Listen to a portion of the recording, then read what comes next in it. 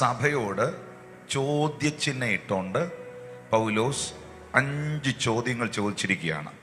5 ക്വസ്റ്റ്യനുകൾ ചോദിച്ചിരിക്കുകയാണ്. അപ്പോൾ ഈ ചോദ്യത്തിൻ്റെ ഉത്തരം പറയേണ്ടത് വിശ്വാസികളാണ്. പറഞ്ഞേ, ഈ ചോദ്യത്തിന് ഉത്തരം പറയേണ്ടത് വിശ്വാസിയായ ഞാനാണ്. കാരണം ലേഖനങ്ങൾ എഴുതിയിരിക്കുന്നത് വിശുദ്ധന്മാർക്കും വിശ്വാസികൾക്കും വേണ്ടിയാണ്. മനസ്സിലാവുന്നുണ്ടോ? അടുത്തിരിക്കുന്ന ആൾക്ക് കൈ കൊടുത്ത് പറഞ്ഞു, ഇത് നമുക്ക് വേണ്ടി എഴുതിയിരിക്കുക എന്ന് പറഞ്ഞു.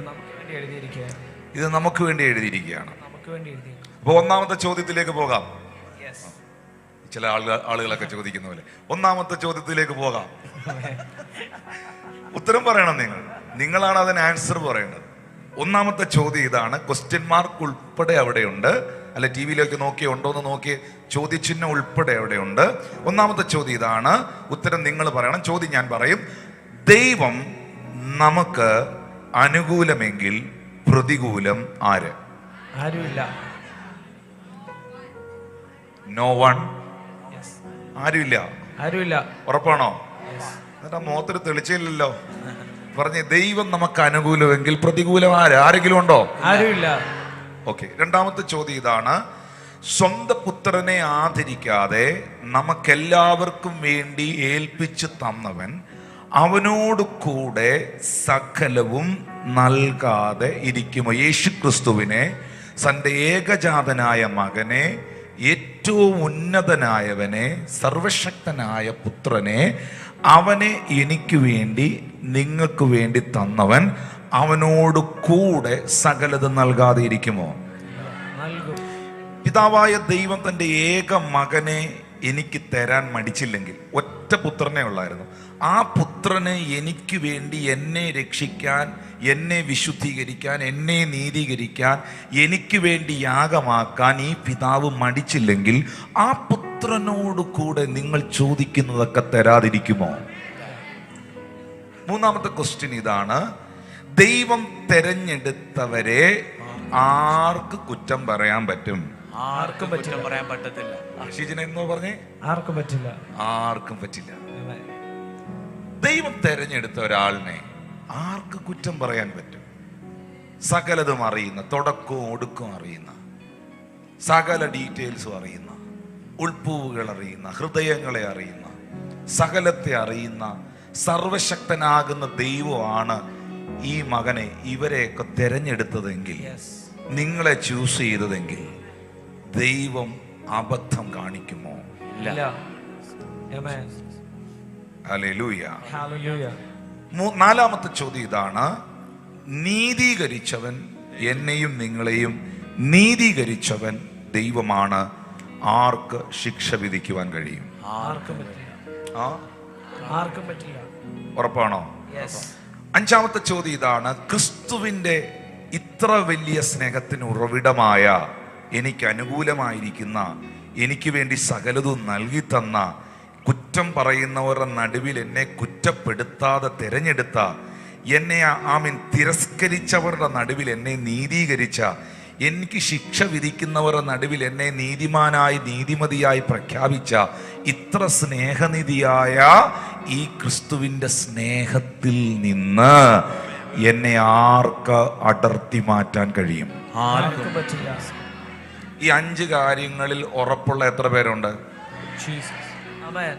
ഉറപ്പുണ്ടെങ്കിൽ ഈ എക്സാം നിങ്ങൾ ജയിച്ചിരിക്കുകയാണ്. പക്ഷെ ഇത് വെറുതെ പറഞ്ഞ കേവലം ഒരു വാക്കായി മാത്രം പോകരുത്. ഒന്നാമത്തെ വാക്ക്, ചോദ്യം മാത്രം ഞാനൊന്ന് പറയാം.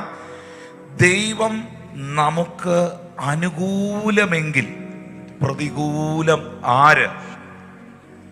ഇംഗ്ലീഷിൽ എഴുതിയിരിക്കുന്ന വേർഡ് കുറച്ചുകൂടി ബ്യൂട്ടിഫുൾ ആണ്. If God be for us, who can be against us?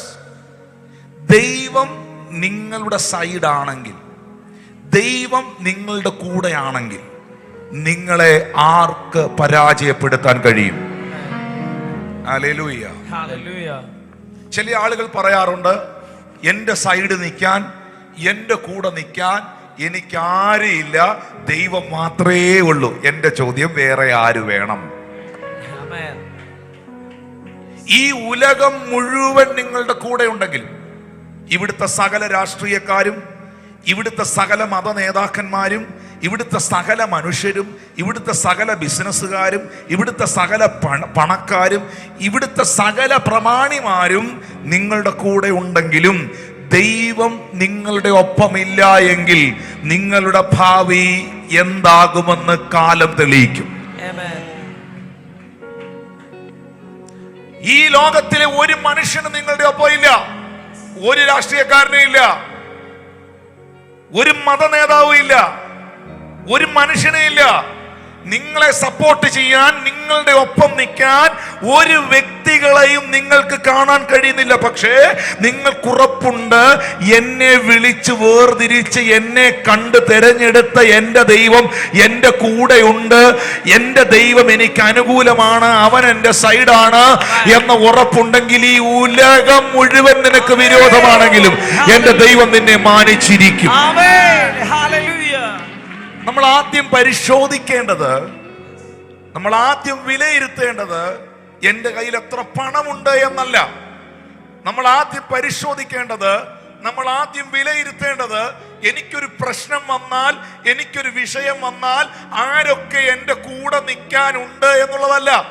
എനിക്കൊരു വിഷയം വന്നാൽ, എനിക്കൊരു പ്രതിസന്ധി ഉണ്ടെങ്കിൽ ആരൊക്കെ എനിക്ക് വേണ്ടി പ്രാർത്ഥിക്കുമെന്ന് പോലും അന്വേഷിക്കേണ്ട ആവശ്യം നിങ്ങൾക്കില്ല.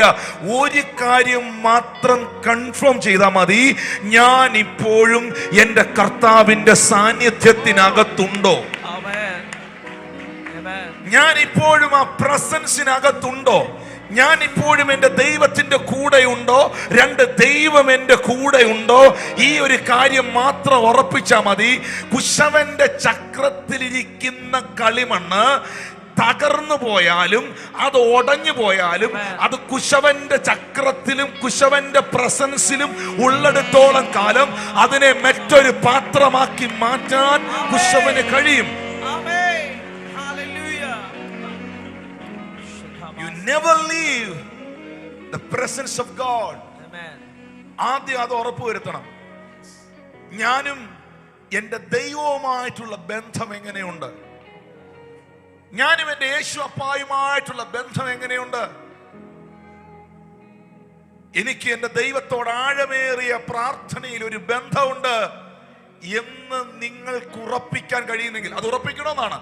കാരണം ബൈബിളിൽ പരിശുദ്ധാത്മാവ് എഴുതി വെച്ചിട്ടുണ്ട്, നിങ്ങൾ വിശ്വാസത്തിൽ ഇരിക്കുന്നുവോ എന്ന് നിങ്ങളെ തന്നെ പരിശോധിക്കണമെന്ന്. ഇടയ്ക്കൊക്കെ ഒന്ന് ടെസ്റ്റ് ചെയ്യണം. നിങ്ങൾ ഇടയ്ക്കിടയ്ക്കൊക്കെ ടെസ്റ്റ് ചെയ്യാത്ത കാരണം കൊണ്ടാണ് ദൈവം തമ്പുരാൻ തന്നെ ഇടയ്ക്കൊക്കെ ടെസ്റ്റ് തരുന്നത്. ഹല്ലേലൂയ.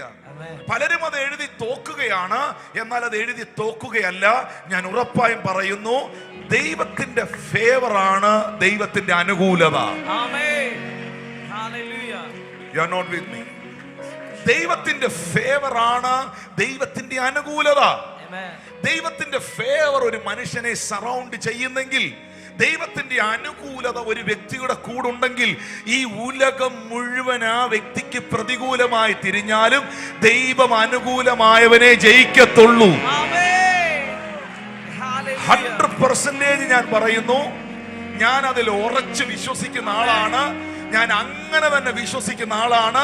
ഒരു കാര്യത്തിന് വേണ്ടി ചുവട് വെക്കുമ്പോൾ എൻ്റെ ഹൃദയത്തിൽ ഇത് മാത്രമാണ്, ഇത് ദൈവത്തിന്റെ പദ്ധതിയിൽപ്പെട്ട കാര്യമാണെങ്കിൽ, ദൈവത്തിന്റെ കരം ഇതിനകത്ത് അനുകൂലമാണെങ്കിൽ, ദൈവത്തിന്റെ പ്രസൻസ് ഇതിനകത്തുണ്ടെങ്കിൽ ഇത് ദൈവം സക്സസ്ഫുൾ ആക്കിയിരിക്കും. സെരുബാബേലിനോട് ആലയം പണിയാൻ പറഞ്ഞത് ദൈവമാണെങ്കിൽ, എത്ര മഹാപർവ്വതം മുമ്പിൽ നിന്നാലും ആ പർവ്വതത്തെ ദൈവം മാറ്റിയിരിക്കും. അപ്പൊ ചെക്ക് ചെയ്യേണ്ടത്, സെർച്ച് ചെയ്യേണ്ടത്, മനസ്സിലാക്കേണ്ടത് ഒന്ന് രണ്ട് കാര്യങ്ങൾ മാത്രമേ ഉള്ളൂ.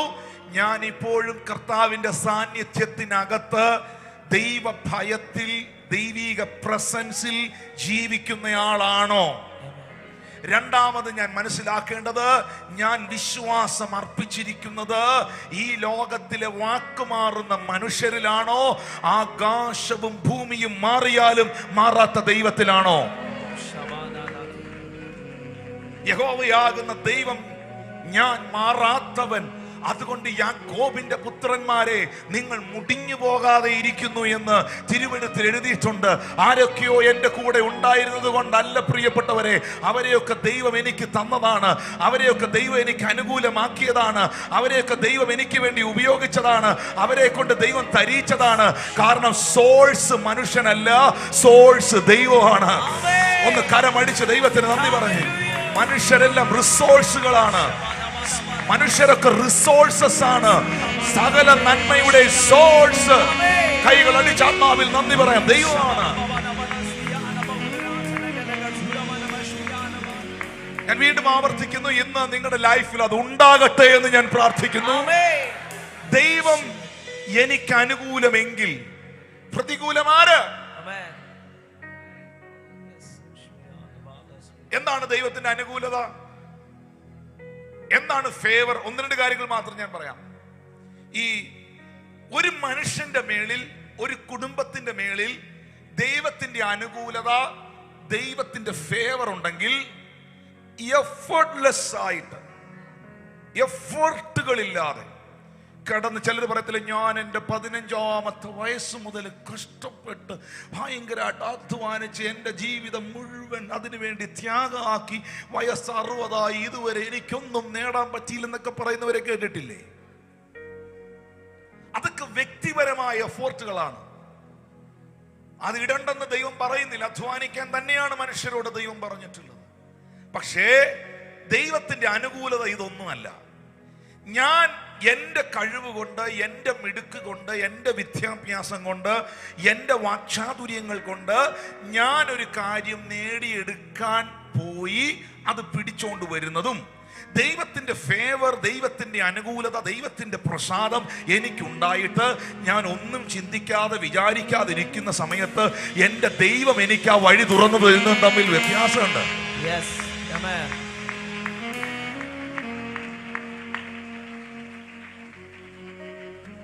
യേശു കർത്താവിനെയും തള്ളിപ്പറഞ്ഞ് വീണ്ടും പഴയ പടകും വലയും എടുത്ത് ശിഷ്യന്മാർ മീൻ പിടിക്കാൻ പോയപ്പോൾ തിബിരിയാസിന്റെ കടൽക്കരയിൽ കനലിൽ ചുട്ട അപ്പവും മീനുമായി ആ ശിഷ്യന്മാരെ യേശു കാത്തു നിന്നു. ശിഷ്യന്മാർ അറിയുന്നില്ല ഉയർത്തെഴുന്നേറ്റ കർത്താവ് തിബിരിയാസ് കടൽക്കരയിൽ വന്നിട്ടുണ്ടെന്നും അത് യേശു കർത്താവാണ് എന്നും അവർക്കറിയില്ല. രാത്രി മുഴുവൻ അധ്വാനിച്ചിട്ടും ഒറ്റ മത്സ്യത്തെ പോലും ലഭിക്കാതെ, ഒറ്റ മീൻ പോലും കിട്ടാതെ ഈ ശിഷ്യന്മാർ വല കഴുകുന്ന സമയത്ത് തിബരിയാസിന്റെ കടൽക്കരയിൽ നിന്നുകൊണ്ട് നസറയനായ യേശു അവരോട് ചോദിക്കുകയാണ്, മൈ ചിൽഡ്രൻ, കുഞ്ഞുങ്ങളെ, കൂട്ടുവാൻ വല്ലതും ഉണ്ടോ? കൂട്ടുവാൻ വല്ലതും ഉണ്ടോ? അവര് പറഞ്ഞു, നത്തിങ്, ഒന്നുമില്ല. ഇപ്പൊ പിടിച്ചത് വല്ലതും ഉണ്ടോ? അതുമില്ല. എന്നാ പടകിന്റെ വലത്ത് ഭാഗത്തേക്ക് വല വീശാൻ പറഞ്ഞപ്പോൾ ആ വാക്കനുസരിച്ച ശിഷ്യഗണങ്ങൾ, വേദപുസ്തകത്തിൽ എഴുതിയിട്ടുണ്ട്, പെരുത്ത മീൻകൂട്ടം അവരുടെ വലയിൽ അകപ്പെട്ടു. 153 വലിയ മീൻ നിറഞ്ഞ വല കരയ്ക്ക് വലിച്ച് കയറ്റി. അത്ര ഉണ്ടായിരുന്നിട്ടും വല കീറിയില്ല. നിങ്ങൾ എന്നെ മാത്രം നോക്കാതെ അങ്ങനെയൊക്കെ ഉണ്ടോ എന്നൊന്ന് ബൈബിൾ കൊണ്ടുവരാത്തര് നിങ്ങൾക്ക് വേണ്ടി, ബൈബിൾ കൊണ്ടുവരാത്തവർക്ക് വേണ്ടിയാണ് അതവിടെ വെച്ചിരിക്കുന്നത്.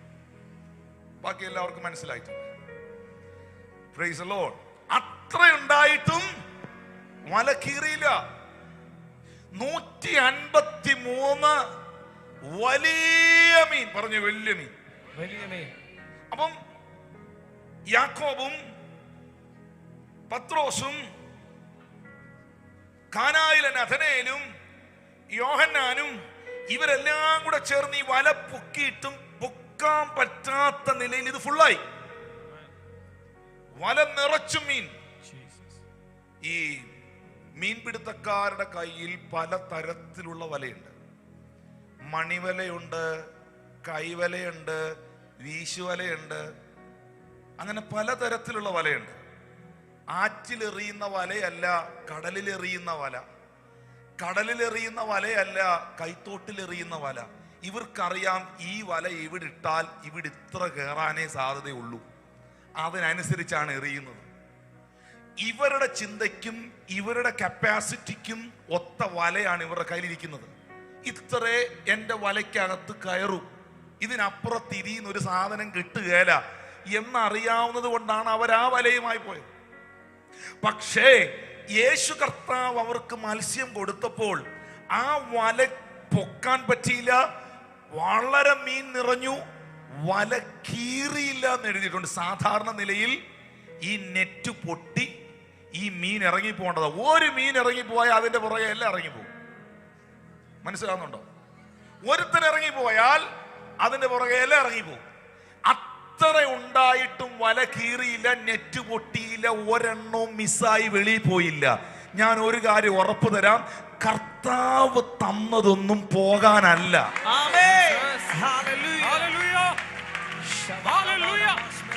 ദൈവമാണ് നിനക്ക് തലമുറയെ തന്നതെങ്കിൽ അത് നഷ്ടപ്പെടുകയില്ലെന്ന് വിശ്വസിക്കണം. ദൈവമാണ് നിനക്ക് ശുശ്രൂഷ തന്നതെങ്കിൽ അത് തകർന്നു പോകുകയില്ലെന്ന് വിശ്വസിക്കണം. ദൈവമാണ് നിനക്ക് കുടുംബം തന്നതെങ്കിൽ അതിനെ തകർക്കാൻ ഈ ഉലകത്തിലെ ഒരു ശക്തിക്കും കഴിയില്ല എന്ന് നിനക്ക് വിശ്വസിക്കാൻ കഴിയണം.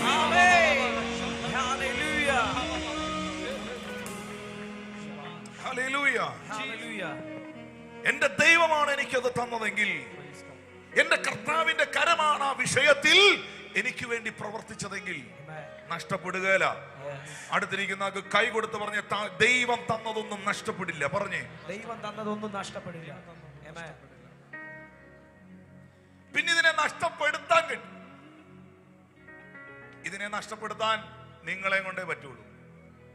മനസ്സിലാവുന്നുണ്ടോ? തമ്പുരാൻ ദൈവം തന്നാൽ, സ്വർഗത്തിലെ അപ്പൻ തന്നാൽ ഇത് നഷ്ടപ്പെടില്ല. നിങ്ങളുടെ അഭിഷേകത്തിന് ശത്രുക്കളില്ല. നിങ്ങളുടെ മേളിൽ ദൈവം പകർന്നിരിക്കുന്ന അനോയിന്റിങ്ങിനെ ഓവർകം ചെയ്യാനുള്ള ഒരു പവറും അതോറിറ്റി ഉലകത്തിലില്ല. പിന്നെ ഇതിനെ കൊണ്ട് കളയാൻ, നശിപ്പിക്കാൻ കഴിയുന്ന ഒറ്റ ഒരാളെ ഉള്ളത് നിങ്ങൾ തന്നെയാണ്. നിങ്ങളുടെ വല കർത്താവ് ആ മീനെ തന്നതെങ്കിൽ അത് കീറുകയില്ല, ആ മീൻ കയ്യിൽ നിന്ന് നഷ്ടപ്പെടുകയില്ല.